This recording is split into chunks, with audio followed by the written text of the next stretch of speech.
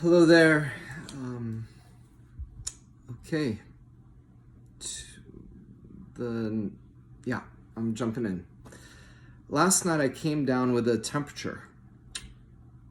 I never get a temperature. I was feeling achy and nauseous. Needless to say, I was freaked out. My mortality gripped me. I was concerned for the health of my family. I imagined my family without me. The nightmare narrative of the pandemic weaved itself into my life. Thousands are dying, hundreds of thousands are sick. This nightmare crisis is here and real. The vulnerable, those who are houseless, poor, pre-existing, immunocompromised, locked up in jails and detention centers, are being wiped out. What was unfair in our society has become disastrous. Medical staff are unequipped and exposed. People are dying alone without proper burials, and families are left alone grieving.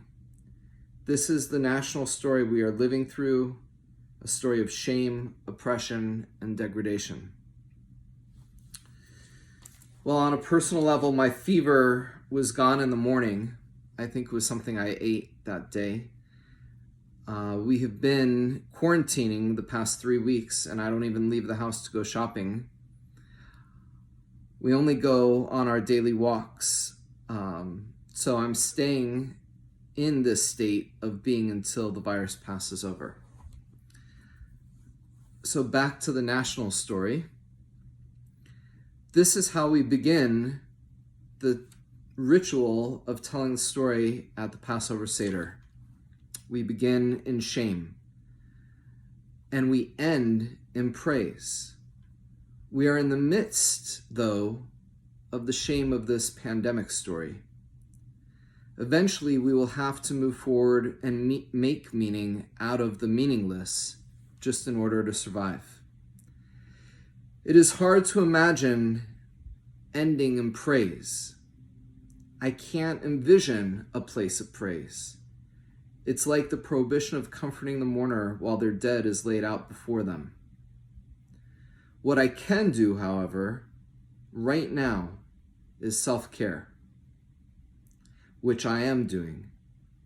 Being with all of you multiple times a day, listening to the other daily practices that you share, and sharing my own daily practice of writing. Immersing myself in family, which is what I value most. Practicing yoga, reading, daily walks, reaching out to friends and other family, and most importantly, not losing hope in the darkness. Making Passover in the midst of chaos is also something that we can do to tell the story and move from shame to praise. Just the act of trying to make Passover. By taking these little steps towards the journey of freedom, we will get through this. My heart is open to each of you in gratitude and service. This is how we tell the story. Thank you for being here. Thank you for being with me. And I see you, Cole. Take care.